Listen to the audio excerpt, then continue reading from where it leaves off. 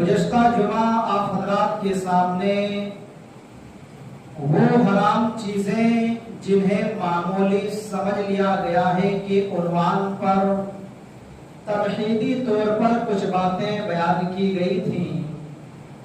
آج کے اس جمعہ میں اسی سلسلے کی اگلی کڑی آپ حضرات کے سامنے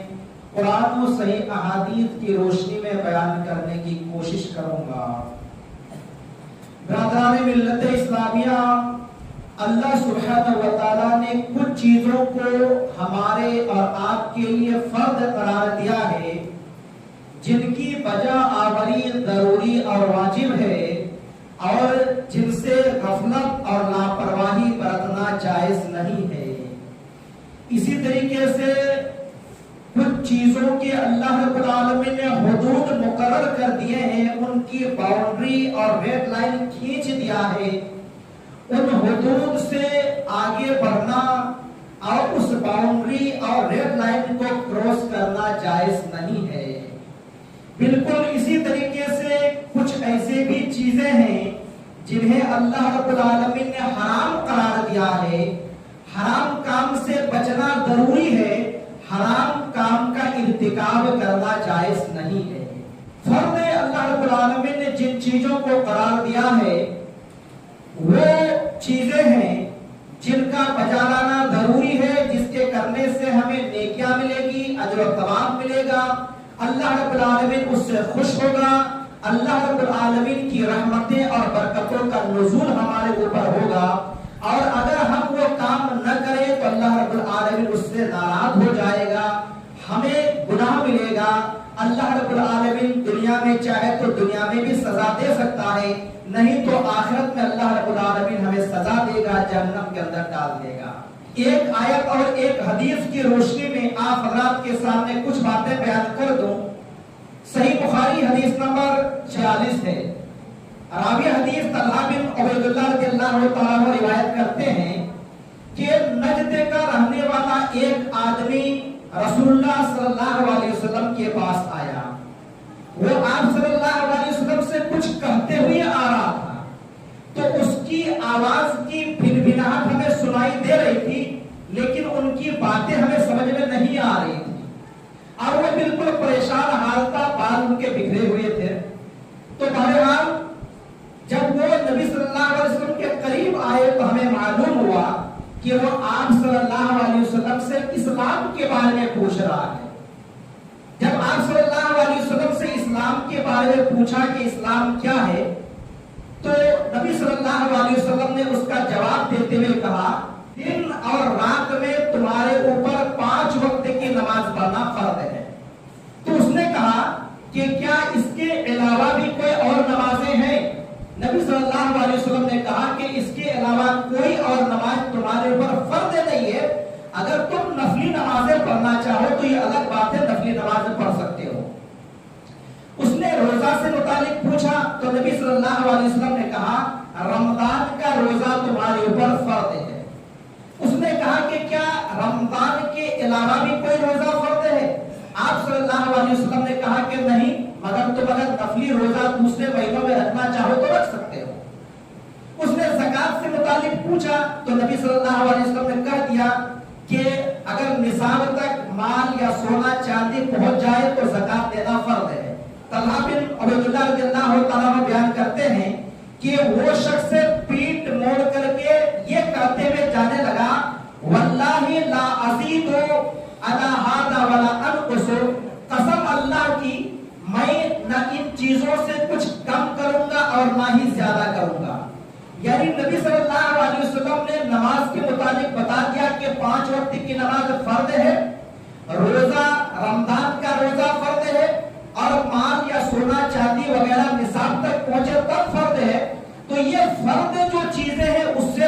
میں نہ کم کروں گا اور نہ ہی زیادہ کروں گا، فرض کو ادا کروں گا، لیکن اس کے علاوہ دوسری چیزیں نہیں رکھوں گا۔ تو نبی کریم صلی اللہ علیہ وسلم نے یہ سن کر کے کہا افلح ان صدقہ، یہ شخص جو بات کہہ رہا ہے واقعی اگر یہ اپنے بات میں سچ نکلا، اس نے ایسا ہی کام کیا تو یہ کامیاب ہو گیا۔ اور ایک دوسری حدیث میں ہے نبی صلی اللہ علیہ وسلم نے کہا کہ یہ جیسا کہہ رہا چیزوں کو ادا کروں گا، اس میں سے کمی نہیں کروں گا اور زیادتی بھی نہیں کروں گا، تو واقعی اگر اس نے ایسا عمل کیا تو وہ جنت کے اندر داخل ہو جائے گا۔ اس حدیث سے یہ استدلال کرتے ہوئے آگے بڑھتا ہوں کہ اللہ کے رسول صلی اللہ علیہ وسلم نے جو چیز فرض قرار دی ہے، اس نے وہ کام کرنے کا ارادہ کیا اور کہا کہ قسم اللہ کی میں یہ کام میں کمی نہیں کروں گا، فرض کو ادا کروں گا، تو نبی صلی اللہ علیہ وسلم نے کہا کہ یہ جنتی ہے، جنت کے اندر داخل ہو جائے گا، جنت میں چلا جائے گا۔ میرے بھائیو اس کے برعکس دیکھیے، اگر کوئی فرض کردہ چیز کو نہیں مانتے ہیں، جس کو اللہ نے فرض کیا ہے اس کو ادا نہیں کر رہے ہیں، تو اس کی وجہ سے ہم اور آپ کافر اور مشرک بھی ہو سکتے ہیں اور ہمارا ٹھکانہ جہنم ہو سکتا ہے، کیونکہ اللہ کے فرض کردہ چیز کو ہم اور آپ چھوڑ دے رہے ہیں۔ اس سلسلے میں پہلی حدیث صحیح مسلم حدیث نمبر 246 ہے۔ نبی کریم صلی اللہ علیہ وسلم نے ارشاد فرمایا، ان بین الرجل و بین الشرک والکفر ترک الصلاۃ، آدمی اور کفر اور شرک کے درمیان جو فاصلہ کرنے والا عمل ہے وہ نماز کا چھوڑنا ہے۔ یعنی ایک آدمی ہے اور دوسری طرف کفر اور شرک ہے، یہ کفر اور شرک دور ہے، مومن بندہ بھی دور ہے، ان کے بیچ میں نماز حائل ہے۔ نماز جب تک پڑھتا ہے اس مومن بندہ سے کفر اور شرک دور ہے۔ اگر اس نے نماز چھوڑ دیا، نماز کو ترک کر دیا، تو جیسے ہی مومن بندہ سے نماز ہٹا، یہ جو مومن بندہ ہے اس کے اندر کفر اور شرک داخل ہو جائے گا۔ خلاصہ کلام یہ ہے کتاب و سنت کے روشنی میں کہ نماز چھوڑنے والا کفر کرتا ہے، نماز چھوڑنے والا شرک کرتا ہے، چونکہ عبادات جو اللہ رب العالمین نے فرض قرار دیا ہے اس میں سب سے پہلی چیز نماز ہے، اسی لیے میں نے نماز کی مثال آپ کو دے دی۔ اسی طریقے سے دوسرے بھی چیزیں ہیں۔ نبی کریم صلی اللہ علیہ وسلم کی وفات کے بعد کچھ لوگوں نے زکات دینے سے منع کر دیا، جبکہ زکات کو بھی اللہ رب العالمین نے فرض قرار دیا تھا، تو ابو بکر صدیق رضی اللہ تعالیٰ عنہ نے ان سے جہاد کیا، اور جب جہاد کرنے کا ارادہ کیا تو عمر بن خطاب رضی اللہ تعالیٰ عنہ جیسے صحابی اور دوسرے صحابہ کرام نے بھی ابو بکر صدیق رضی اللہ تعالیٰ عنہ سے کہا کہ ان لوگوں نے تو لا الہ الا اللہ محمد رسول اللہ کا کلمہ پڑھا ہے، یہ لوگ تو نماز بھی پڑھ رہے ہیں، یہ لوگ تو کیا کہتے ہیں کہ رمضان کا روزہ بھی رکھ رہے ہیں، حج بھی کر رہے ہیں، بس زکات کا انکار کر دیا، زکات نہیں دے رہے ہیں، کیا اس وجہ سے آپ جہاد کریں گے؟ جہاد تو کافروں کے ساتھ کیا جاتا ہے۔ تو ابو بکر صدیق رضی اللہ تعالیٰ نے کہا کہ جس طریقے سے نماز فرض ہے، جس طریقے سے روزہ فرض ہے، جس طریقے سے حج فرض ہے، اسی طریقے سے زکات بھی فرض ہے۔ جو نماز اور زکات کے درمیان فرق کرے گا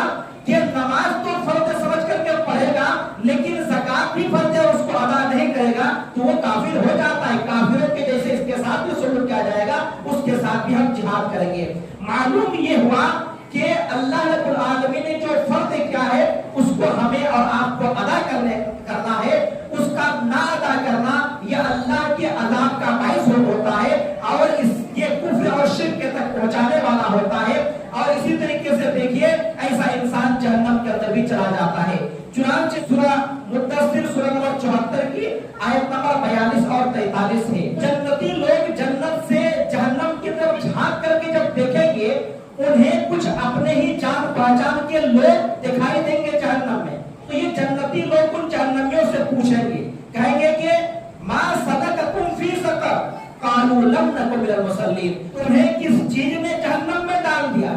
جہنم میں کیوں پڑ گئے، تم کیوں جہنم میں چلے گئے؟ تو وہ لوگ کہیں گے کہ ہم لوگ نماز نہیں پڑھتے تھے۔ معلوم ہوا فرض کردہ چیز ادا کرنا ضروری ہے، اگر ہم ادا نہیں کریں گے تو کفر اور شرک کا ارتکاب ہم کر بیٹھیں گے۔ ایسا انسان کبھی بسا اوقات کافر اور مشرک بھی ہو جاتا ہے اور آخرت میں اس کا ٹھکانہ جہنم ہو جائے گا۔ اسی طریقے سے میرے بھائیوں، اللہ رب العالمین نے کچھ چیزوں کے حدود مقرر کیے ہیں، ہمیں اس حد میں رہنے کا ہے، اس حد سے ہمیں اور آپ کو تجاوز نہیں کرنے کا ہے۔ چنانچہ دیکھیے سورۃ النساء سورہ نمبر 4 کی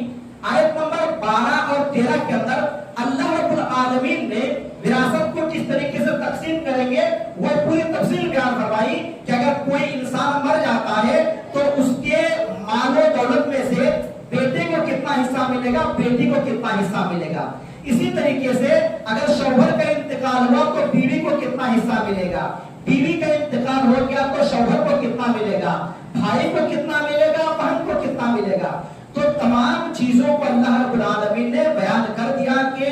مرنے والوں کے جائیداد میں سے کس کو کتنا کتنا حصہ ملے گا اور کب ملے گا، کس حالات میں ملے گا. یہ تفصیل بیان کر دیا اور کہا کہ یہ چیزیں فرض ہیں. اور اس کے بعد اللہ رب العالمین نے آیت نمبر 13 کے آخر میں بیان فرمایا تلک حدود اللہ، یہ اللہ رب العالمین کی حد ہے، اللہ رب العالمین کے مقررہ چیز ہے، اللہ رب العالمین نے ہر ایک کے حقوق معین کر دی ہے. وَمَن يُطِعِ اللَّهَ وَرَسُولَهُ يُدْخِلْهُ جَنَّاتٍ تَجْرِي مِن تَحْتِهَا الْأَنْهَارُ خَالِدِينَ فِيهَا. جس شخص نے بھی اللہ اور اس کے رسول صلی اللہ علیہ وسلم کی اطاعت و فرما برداری کی اور اسی طریقے سے جائیداد کو تقسیم کیا، اللہ رب العالمین ایسے جنت میں داخل کرے گا جس کے نیچے نہریں بہ رہی ہوں، اس میں وہ ہمیشہ ہمیشہ رہے گا. وَذَلِكَ الْفَوْزُ الْعَظِيمُ، اور یہ بہت ہی بڑی کامیابی ہے. تو جہاں اللہ کے حدود کی پاسداری کرنے والے اللہ اس کے رسول کے فرما بردار ہوئے اور اس کا ٹھکانہ جنت بتایا گیا، اس کے لیے بڑی کامیابی کی خوشخبری سنائی گئی. وہیں اس حدود کی پامالی کرنے والوں کی اللہ رب العالمین نے آیت نمبر 14 کے اندر وعید بیان فرمائی اور فرمایا وَمَن يَعْصِ اللَّهَ وَرَسُولَهُ وَيَتَعَدَّ حُدُودَهُ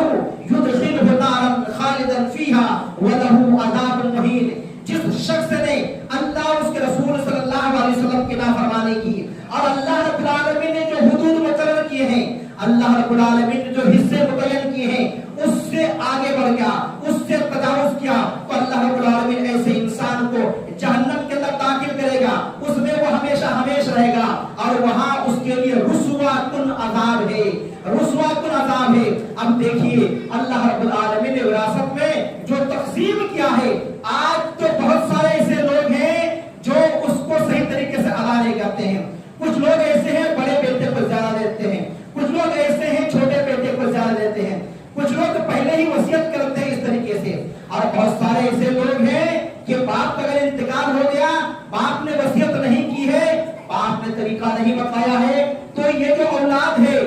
کبھی بڑا بیٹے اگر زیادہ طاقتور ہے تو وہ زیادہ مال لے لیتا ہے، دوسرے نمبر کا بیٹا زیادہ طاقتور ہے تو وہ زیادہ مال لے لیتا ہے، دوسرے بھائیوں کو اونے پونے طریقے سے دیتا ہے، کوئی اپنے بہنوں کو نہیں دیتے ہیں، اور کچھ اگر بہنوں کو دیے بھی تو بہنوں کو دیے تو اپنے حساب سے دیتے ہیں، کوئی تو اپنے بیٹیوں کو دیتے ہیں تو اپنے حساب سے دیتے ہیں. اللہ رب العالمین نے واضح کر دیا، اللہ نے جو حصہ متعین کیا ہے یہ اللہ کی حدود ہے، اللہ کا مقرر کردہ یہ حصے ہیں، اس سے آگے بڑھنا نہیں ہے. جس نے اللہ رسول کے بتائے ہوئے طریقے پر حصہ متعین کیا، ان چیزوں کو تقسیم کیا، یہ جنت کے اندر جائیں گے. یہ بڑی کامیابی اس کے واسطے ہے. اور جنہوں نے اپنے طرف سے اس کے اندر خود عورت کرنے کی کوشش کی، اس کے اندر اپنے کس طریقے سے اس کو حصہ متعین کرنے کی کوشش کی، اپنے طریقے سے بانٹنے کی کوشش کی، تو پھر ایسا انسان اللہ اس کے رسول صلی اللہ علیہ وسلم کا نافرمان ہے، اور اللہ اس کے رسول صلی اللہ علیہ وسلم کے نافرمان کا ٹھکانہ جہنم ہے، جس میں وہ ہمیشہ ہمیشہ رہیں گے. میرے بھائیوں، اللہ رب العالمین نے کافروں کے واسطے کہا ہے کہ ان کا ٹھکانہ جہنم میں ہمیشہ ہمیشہ ہے، مومن کا ٹھکانہ ہمیشہ ہمیشہ کے لیے نہیں ہے. اب یہاں پہ اللہ رب العالمین نے جو لوگ اللہ کے حدود کو پامال کرتے ہیں اس کے لیے بھی کہا کہ ان کا بھی ٹھکانہ ہمیشہ ہمیشہ کے واسطے جہنم ہے. علماء کرام نے، مفسرین نے اس آیات کے بارے میں یہ بیان فرمایا کہ کافروں کے لیے ہمیشہ ہمیشہ کی جہنم ہے، اور اللہ رب العالمین نے حد سے تجاوز کرنے والوں کو بھی ہمیشہ ہمیشہ کی جہنم کا مزہ سنایا ہے. اس کی وجہ یہ ہے کہ جب انہیں علم ہوا کہ اللہ رب العالمین کے متعین کردہ چیز کیا ہے، پھر بھی اگر وہ اس کے طریقے پہ عمل نہیں کر رہا ہے، اس کا مطلب یہ ہوا کہ وہ یہ سمجھ رہا ہے کہ اللہ سے زیادہ سمجھنے والا میں ہوں، اللہ سے زیادہ میرے جو بتایا ہوا طریقہ ہے یہ زیادہ صحیح ہے، یعنی میں صحیح طریقے سے تقسیم کر رہا ہوں اور اللہ رب العالمین نے غلط یہاں پہ حصہ بیان کیا ہے. اس وجہ سے وہ انسان حد سے تجاوز کر گیا، اللہ کے شان میں گستاخی کرنے والا ہوا، اللہ رب العالمین کی بات کو جھٹلانے والا ہوا، اللہ رب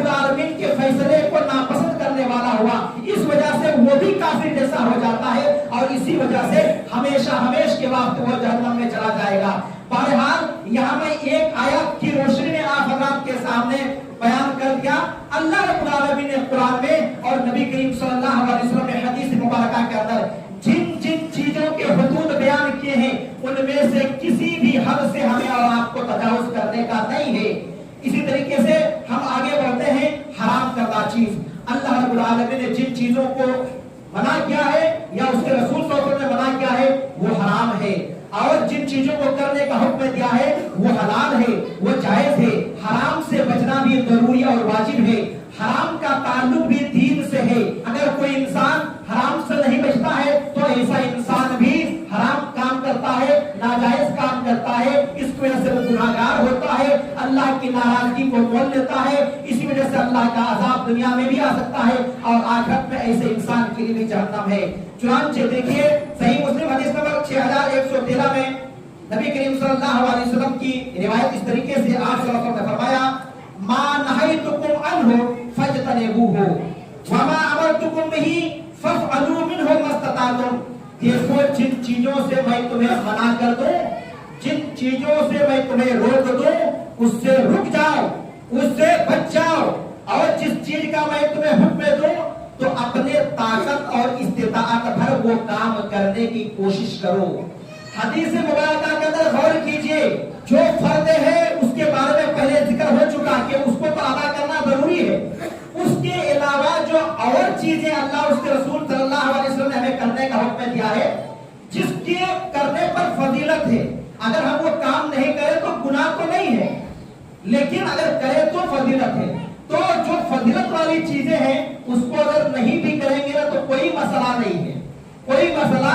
نہیں ہے۔ جیسے کہ اس صحابی نے بھی کہا تھا، نجد کے رہنے والے صحابی نے، کہ اللہ کے فرض کردہ چیز سے میں زیادہ بھی نہیں کروں گا کم بھی نہیں کروں گا، یعنی فرض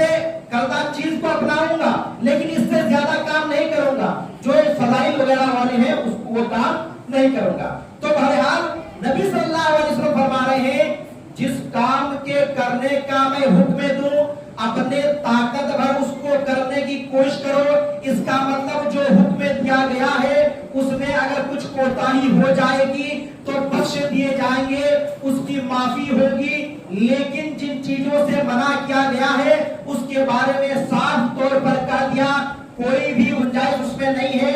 جب میں تمہیں منع کر دوں کسی چیز سے اس سے رکنا ضروری ہے۔ طاقت بھر رکنے کے لیے نہیں کہا کہ رکنے کی کوشش کرو جہاں تک ہو سکے، یہ بات رکنے کے معاملے میں نہیں کہا، منع کردہ چیزوں کے بارے میں نہیں کہا، ناجائز اور حرام کردہ چیزوں کے بارے میں نہیں کہا، بلکہ کہا منع کر دیا وہ حرام ہے، ناجائز ہے، ہر حال میں رکنا ہے۔ ہاں جو کام کرنے کا حکم دیا ہے اپنے طاقت بھر وہ کام کرنے کی کوشش کرو، استطاعت بھر کوشش کرو، کرنا ہے کوشش، اور کسی وجہ سے وہ نہ کر پاؤ تو اللہ رب العالمین معاف کرنے والا ہے اور بخش دینے والا ہے۔ یہ جو حلال اور حرام ہے اس کی پہچان کیا ہے؟ تو اللہ رب العالمین نے بہت سارے چیزوں کو قرآن میں اور اللہ کے حکم سے نبی کریم صلی اللہ علیہ وسلم نے احادیث مبارکہ کے اندر واضح طور پر اور صاف طور پر حلال قرار دیا ہے، کہا دیا ہے کہ فلاں فلاں فلاں چیز حلال ہے،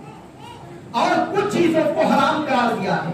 واضح اور صاف طور پر کہہ دیا گیا ہے کہ فلاں فلاں چیز حرام ہے۔ جس کا ثبوت قرآن اور حدیث میں حلال ہونے کا ہے اسے ہمیں اور آپ کو اپنانے کا ہے، اور جس کے بارے میں واضح طور پر بیان کر دیا کہ وہ حرام ہے ان چیزوں سے رکنا ہے، اور جن چیزوں کے حلال اور حرام ہونے کے بارے میں واضح نہیں ہے اس کے بارے میں کچھ اصول بیان کیے ہیں، کچھ قواعد بیان کیے ہیں، کچھ رولز بیان کیے ہیں، اسی کے حساب سے ہمیں اور آپ کو حلال اور حرام کو سمجھنا ہے اور اس اصول کے مطابق ہی کسی پر عمل کرنے کا ہے اور کسی چیز کو چھوڑ دینے کا ہے۔ پاک چیز حلال ہے اور جو ناپاک چیز ہے، ناپسندیدہ چیز ہے، کراہیت والی چیز ہے وہ حرام ہے۔ اسی طریقے سے نشے والی چیز کو حرام قرار دیا ہے، جس میں نقصان ہوتا ہے اس کو حرام قرار دیا ہے۔ حدیث مبارکہ کی روشنی میں سرسری طور پر بتا دوں، صحیح مسلم حدیث نمبر 4094 ہے، رسول اللہ صلی اللہ علیہ وسلم نے ارشاد فرمایا ان الحلال بین وان الحرام بین وما بینہما مشتبہات۔ دیکھو حلال کو واضح طور پر بیان کر دیا گیا ہے، طور پر بیان کر دیا گیا ہے. اور کچھ چیزیں جو ان دونوں کے درمیان ہے شبہ والی ہے، یعنی اس کے بارے میں حلال بھی واضح نہیں ہے، حرام بھی واضح نہیں ہے. کچھ لوگ کہتے ہیں حلال، کچھ لوگ کہتے ہیں حرام، ہماری سمجھ میں نہیں آ رہا ہے. تو اس وقت ہم کیا کریں گے؟ نبی کریم صلی اللہ علیہ وسلم نے ارشاد فرمایا لا یعلمہن کثیر من الناس، اکثر لوگ ان چیزوں کو نہیں جانتے ہیں کہ یہ حلال ہے کہ حرام ہے، لیکن بات کرنا شروع کر دیتے ہیں. کچھ لوگ اپنے فائدے کے لیے کہتے ہیں حلال، کچھ لوگ کہتے ہیں حرام. کرنا کیا ہے ہمیں اور آپ کو؟ بچنا کیسے حرام سے؟ نبی صلی اللہ علیہ وسلم نے ارشاد فرمایا ایسے شک اور شبہ والی چیز کے بارے میں جس کا حلال ہونا واجب نہیں، جس کا حرام ہونا واجب نہیں ہے، جس کو کچھ لوگ حلال کہتے ہیں کچھ لوگ حرام کہتے ہیں اور ہم بیچ میں شک اور شبہ میں پڑے ہوئے ہیں. فرمایا فمن اتقى الشبهات استبرأ لدينه وعرضه، جس شخص نے اپنے آپ کو ان شبہ والے چیز سے بچا لیا، اس نے اپنے دین کو بھی بچا لیا، اپنی عزت اور آبرو کو بھی بچا لیا. ومن وقع في الشبهات وقع في الحرام، اور جو شخص ان شبہ والی چیز میں پڑ گیا وہ حرام میں پڑ گیا. بات بالکل واضح ہو گئی. عام طور پر ہم اور آپ کوئی کام کرنا چاہتے ہیں، اپنا فائدہ دیکھتے ہیں، اور جب فائدہ دیکھتے ہیں ایک آدمی کے پاس جاتے ہیں، ایک عالم اگر گنجائش نکالنے کی کوشش کرتا کہتا حلال ہے اور دوسرا کہتا حرام، تو ہم نے حلال آدمی کے کہنے والے کو بات کو مان لیا اور حرام جو کہہ رہے ہیں اس کے نہ دلیل دیکھنے کی کوشش کی نہ اس کے بارے میں ہم نے ان سے زرہ کی. بس ہم نے سوچا اس نے حلال کر کے ہمارے پاس دلیل ہے اور وہ کام بجا لاتے ہیں. اسی طریقے سے اگلی حدیث بیان کر کے اپنی بات کو ختم کرتا ہوں. یہ حدیث شریف حدیث نمبر 2518 کی ہے. رسول اللہ صلی اللہ علیہ وسلم نے بیان فرمایا داما یریبکا الی ما لا یریبکا، دیکھو جس میں شک ہے اس کو چھوڑ دو اور جس میں شک نہیں ہے اس کو اپنا لو. باقی بات انشاءاللہ عزیز آنے والے دیگر جمعہ میں بیان کرنے کی کوشش کی جائے گی. اللہ سے دعا ہے کہ مولا کریم ہم تمام مسلمانوں کو کتاب و سنت کا زیادہ سے زیادہ علم حاصل کرنے اور اس کی صحیح سمجھ رعایت فرما کر اسی کے موافق عمل کرنے کی توفیق عطا فرما. آمین. وآخر دعوانا الحمدللہ رب العالمین.